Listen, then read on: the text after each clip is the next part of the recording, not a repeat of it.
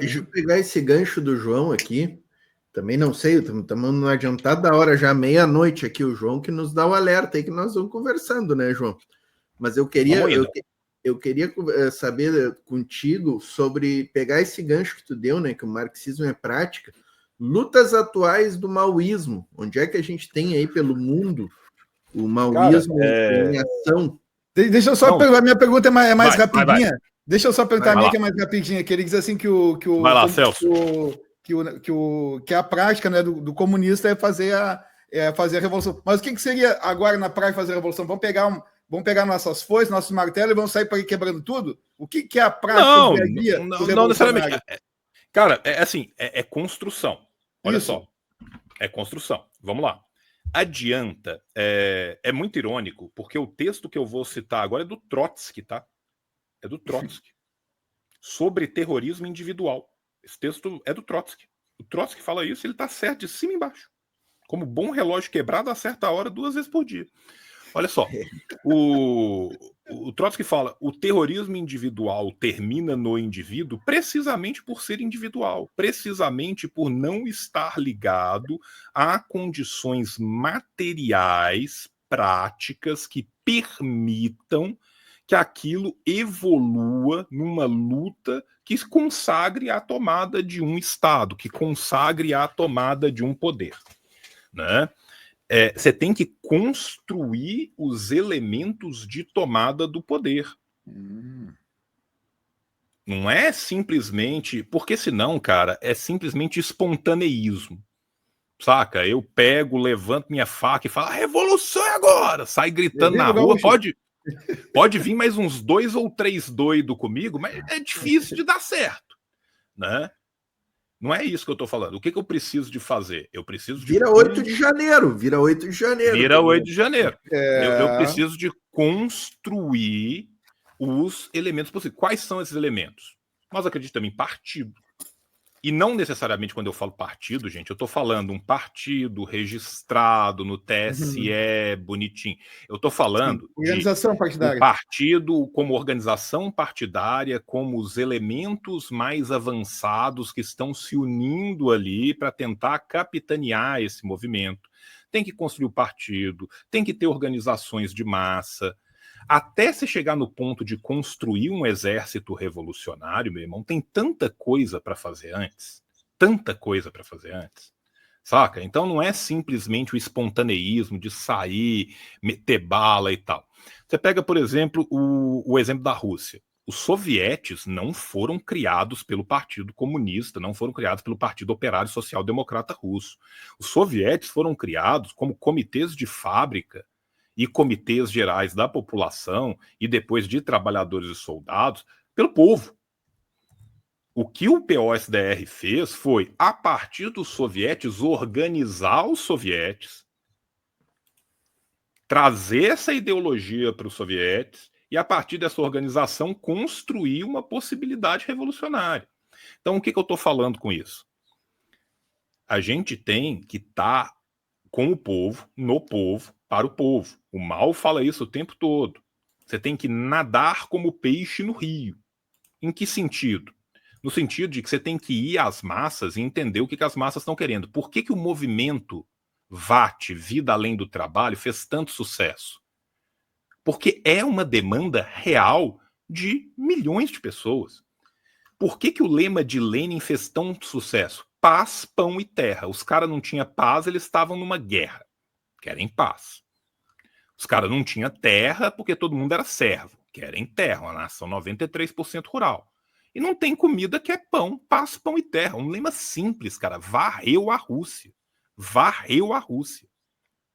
Vida além do trabalho.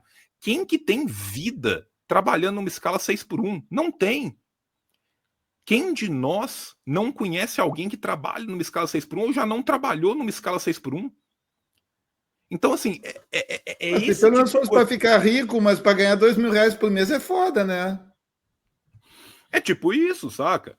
E assim, por que funciona tão bem esse tipo de slogan? Porque ele veio da massa, porque ele veio do povo, porque ele conversa com o povo. Não adianta eu me encastelar e eu falar muito bonito e citar milhões de coisas. Você tem que conversar, você tem que estar ali, você tem que entender o que a pessoa precisa.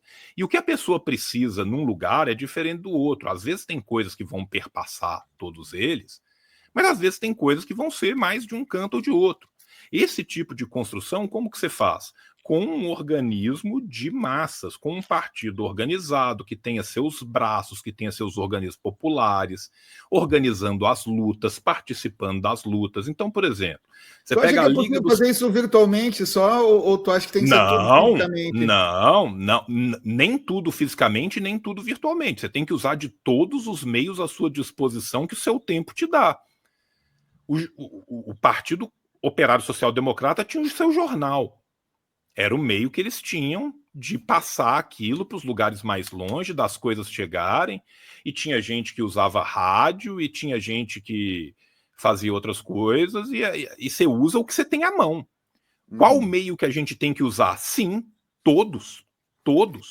Agora, é óbvio que se for ficar só na parte virtual, não vai atingir o mundo real. Se for ficar só no mundo real, às vezes é mais difícil de espalhar. Então você tem que usar o mundo real o mundo virtual para espalhar e o mundo real para organizar de fato. Os dois estão ligados, até porque um faz parte do outro, gente. Né? Por mais que a teoria da internet das coisas mortas muitas vezes é assustadoramente precisa, e a gente tem muita coisa na internet que não precisa mais de gente, que já tem bot conversando com bot, conversando com bot, conversando com bot. Boa parte da internet não, boa parte da internet sou eu, é você, é o Luiz, saca? Então, assim, por que é importante a gente estar aqui? Porque a gente está trocando ideia, porque a gente está pensando, porque a gente está evoluindo. A gente vai parar aqui? Não, a gente vai levar isso para os nossos sindicatos, para os nossos movimentos, para as nossas organizações. A gente vai discutir, a gente vai ponderar, a gente vai pensar em novas ações e, principalmente, a gente tem que tentar errar diferente. Errar diferente. É de derrota em derrota até a vitória final. Sabe? O que o Mao falava, e é uma coisa que é muito importante, que é o seguinte: não importa quantas batalhas você perder se você ganhar a guerra. Você tem que aprender com as suas derrotas. O que você não pode é repetir ad nauseam uma mesma coisa esperando um resultado diferente. Não vai acontecer. Esse, inclusive, é um perfeito conceito de loucura. Né? Você repetir a mesma coisa sempre esperando que aconteça alguma coisa diferente. Isso aí está para além da racionalidade. Mas você tem que entender que isso vai indo numa construção, que você vai perder uma, você vai ganhar outra, você vai ganhar experiência, aí você vai fazer uma coisa errada numa organização qualquer e vai dar errado, você vai falar, ok, isso aqui não deu certo, vamos tentar outra coisa, você aprende, você avança, e essa luta vai de idas e vindas, só que tem que ser mantida, tem que ser continuada. Então não pode ficar só aqui. Aqui é a ponta do iceberg. Aqui a gente chama as pessoas para ir para o resto. A partir daqui, muitas vezes, você consegue organizar a pessoa, porque a pessoa está aqui, muitas vezes, querendo entender melhor o que está acontecendo. O cara ou é jovem, ou não teve acesso, ou durante muito tempo estava ali na ideologia e aconteceu uma merda na vida dele, ele decaiu um pouco e falou, peraí, as coisas não eram como eu tinha pensado. Ou o cara acreditou o tempo inteiro que se ele acordasse cedo e tomasse banho frio, fizesse o caralho a quatro, ele ia ficar bilionário e não ficou. Ele fala, porra, o que tá acontecendo? E aí ele começa a procurar num canto, começa a procurar no outro, começa a ouvir um, começa a ouvir outro, aí ele ouve um de nós aqui e fala assim, não, pô, isso aqui é legal. Quero ouvir mais, quero aprender mais. Às vezes o cara vem para zoar. O cara, bicho, eu te falo de coração, cara, o que eu já tive de relato do cara que era ANCAP, anarcocapitalista, o caralho a quatro, que veio pra rir e falou, caralho, isso que você falou tem sentido. Porra, isso aqui acontece comigo no meu trabalho. E aí 6 meses depois o maluco tava organizado.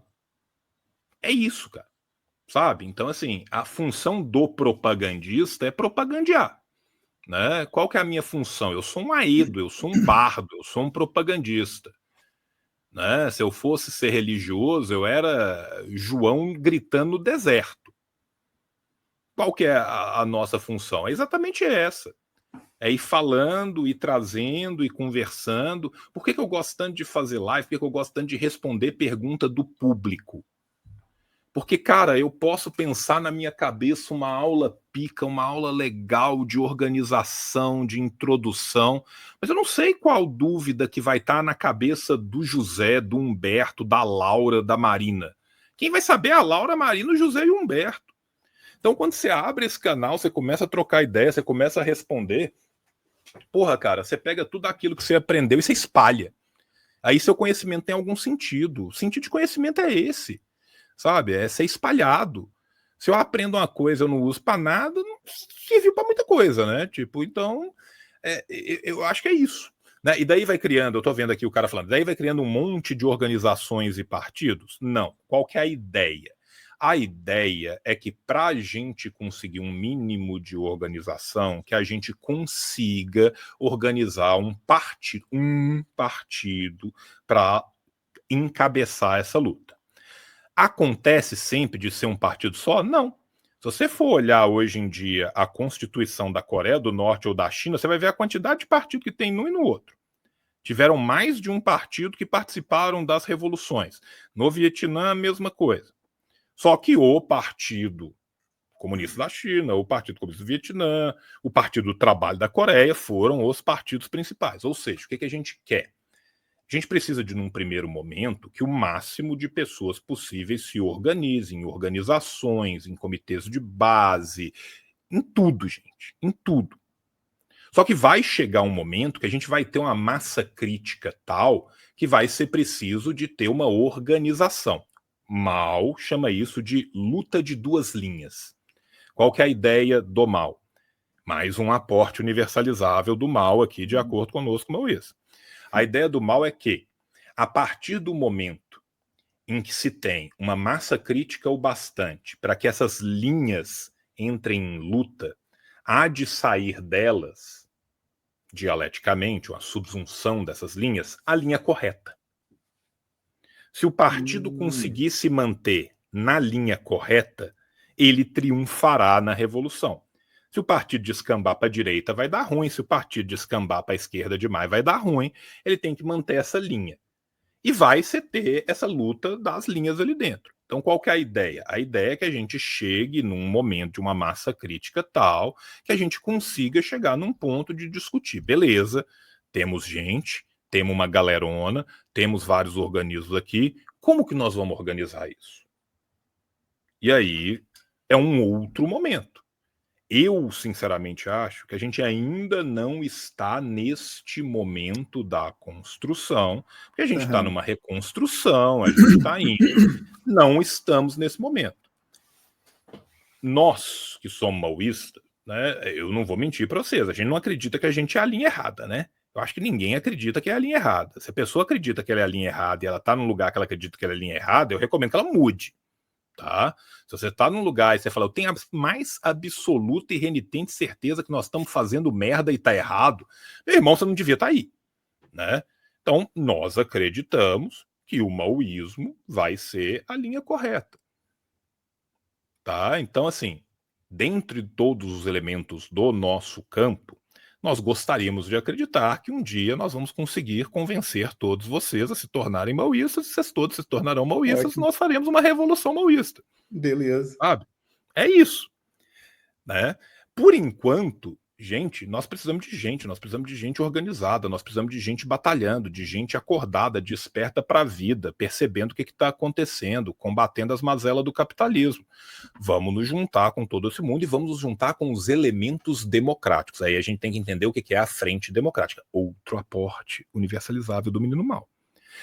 O partido, ele é aquele cerne ideológico, ele tem que capitanear a revolução. Só que o partido também tem essa frente democrática. O que é essa frente democrática? São esses amigos do povo. São esses elementos democráticos, esses elementos progressistas que estão a favor, né, dessa ruptura, dessa nova democracia, dessa revolução de novo tipo, dessa nova caminhada, mas que não necessariamente estão concordando ali com tudo. Tem um que puxa um pouquinho para a direita, tem um que puxa um pouquinho para a esquerda, e nós vamos junto aqui nesse caminho, com o partido seguindo, né, como o farol, levando ali adiante. Isso é uma coisa que provavelmente acontecerá um pouco mais para frente. Por enquanto, a gente vai construindo, a gente vai participando de todas as lutas que a gente pode, a gente vai tentando ajudar as pessoas a se organizar nessas lutas, né? Então, se for pensar assim, as lutas camponesas que estão acontecendo pelo Brasil afora, né? Luta pela terra, tal, que é uma coisa muito brutal no Brasil, muito brutal. Sim. Muitas vezes a gente fala assim, socialismo ou barbárie. Gente, a barbárie está aqui, nós vivemos a barbárie hoje, sabe? Nós vivemos a barbárie hoje. Né? Então, assim, vou dar um exemplo aqui que é um exemplo que me é muito claro. Se a gente for pensar nos conflitos agrários do Maranhão. Cara, em 2024 a gente teve 1.768 conflitos agrários no Brasil. 420 deles, 23% foram só no Maranhão. O estado tem 23, quase 24% dos conflitos de terra, das mortes e dos assassinatos do Brasil inteiro. Maranhão Sarney, não é? É Sarney. Né? Depois foi Dino, né? E assim, porra, cara, pensa pra você ver o que é isso, velho. É uma coisa gigantesca. A gente tem no Maranhão um município de 5, 6 mil pessoas que está no top 10 de morte da Amazônia. Números absolutos, não é número relativo, não, é número absoluto. Sabe? Então, assim, é uma coisa muito pesada. Muito pesada. E aí óbvio. Não que eu tenha muito conhecimento, mas eu não tinha a menor ideia disso. Eu imaginava que Rondônia, qualquer lugar. Tipo... Não, assim, é quase tão ruim quanto. Tá? É quase tão ruim quanto. Rondônia também é péssimo, Roraima também é péssimo, Pará também é péssimo, Amazonas também é péssimo. Tudo que é fronteira de expansão agrícola, e quanto mais tardia for a fronteira de expansão agrícola, pior vai ser. Por quê?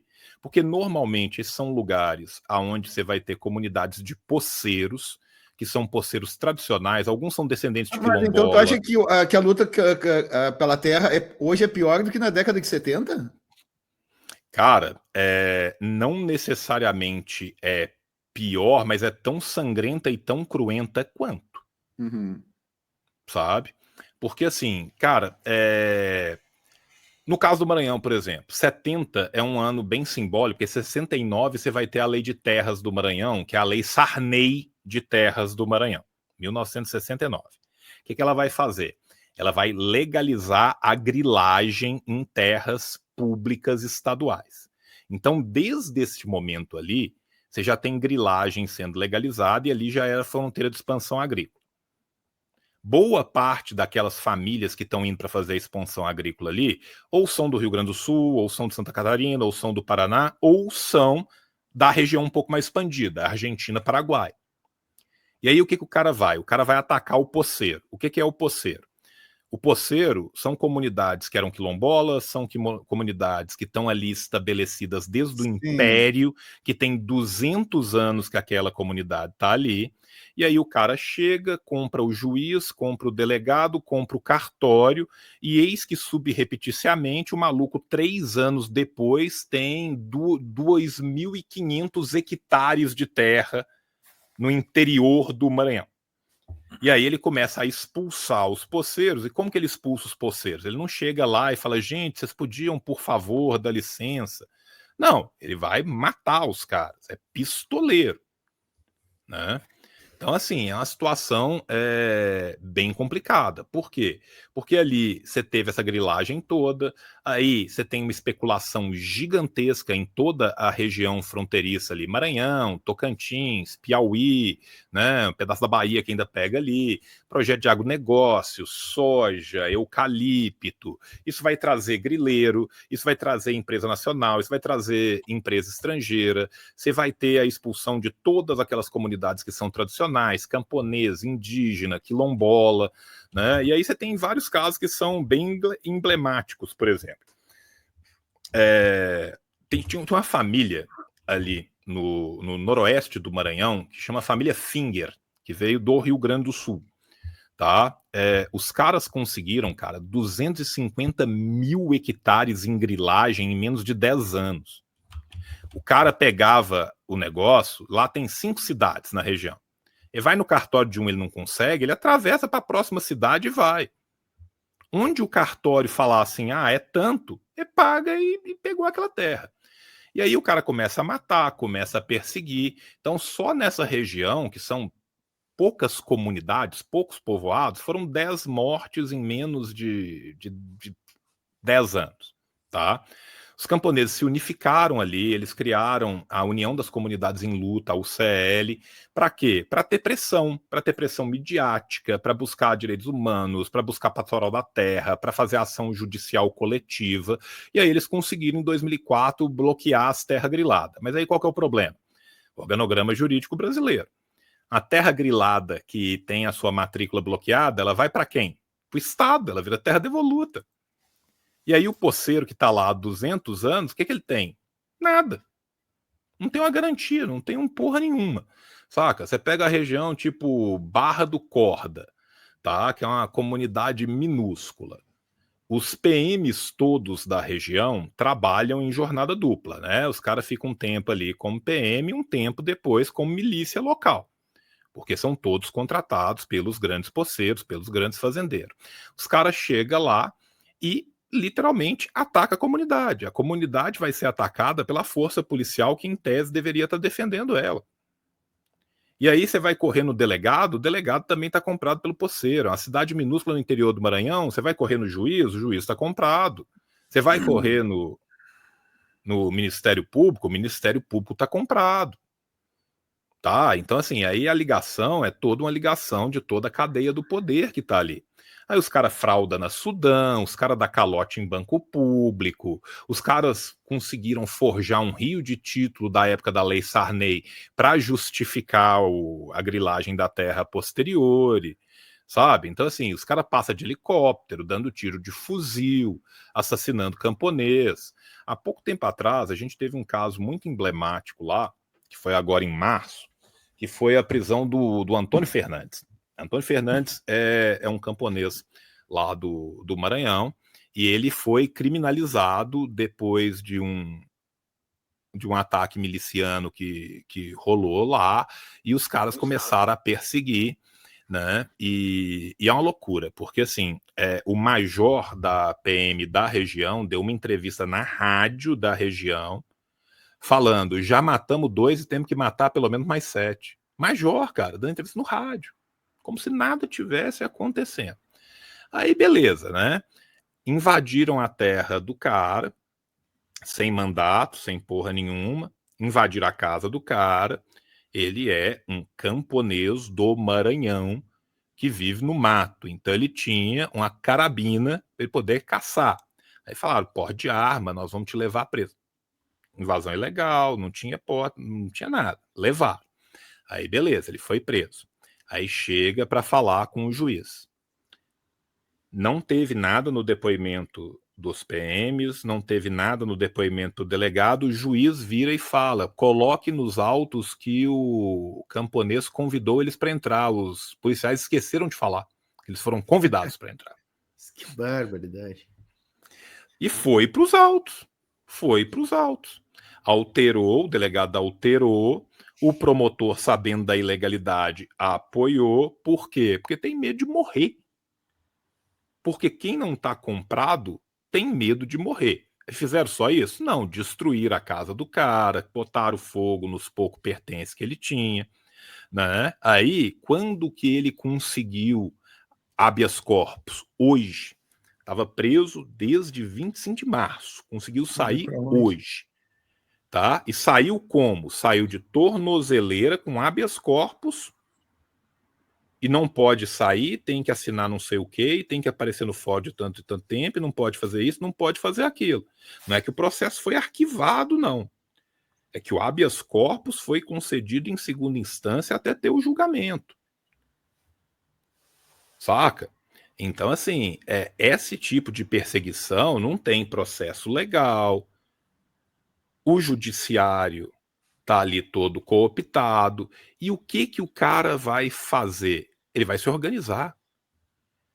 Ele se organizou na UCL. O que é a UCL? União das Comunidades em Luta. Por quê? Porque antes cada comunidade estava apanhando de um grileiro diferente, de um poceiro diferente.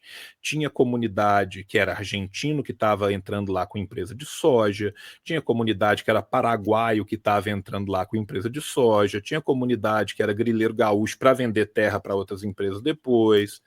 Cada uma apanhava de um jeito. Um belo dia, esses caras falaram assim, pô, nós estamos todo mundo apanhando, vamos um apoiar o outro, vamos um juntar com o outro, vamos botar a boca no trombone. Qual o nome disso aí mesmo que eu nunca ouvi falar, João? O CL, é lá do Maranhão. O CL, Uhum. União das Comunidades em Luta, tá? Foi fundada em 2023, se eu não me engano, 2023. E aí, cara, olha que legal.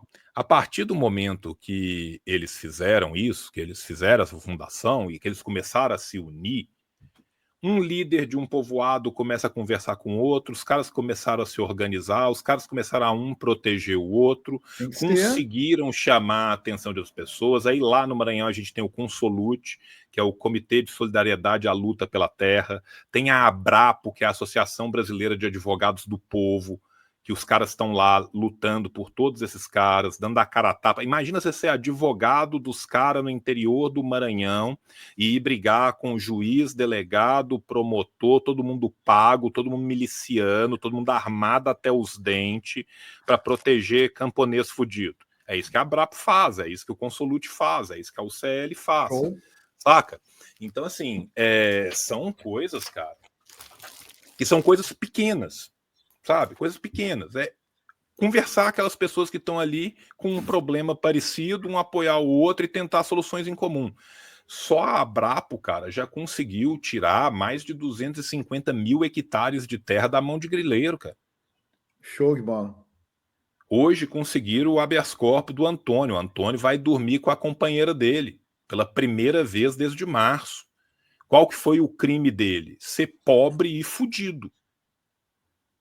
O crime dele é ser camponês num lugar que quer ser grilado. Sabe? Então, assim, é isso, cara. A gente precisa de ir organizando.